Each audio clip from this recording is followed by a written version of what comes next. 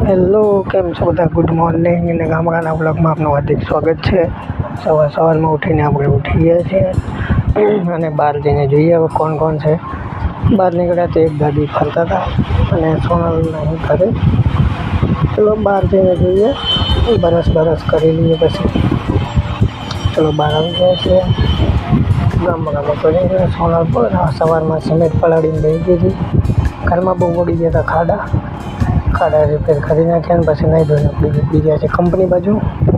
ચલો કંપની આપણે જવા નીકળી ગયા છીએ અને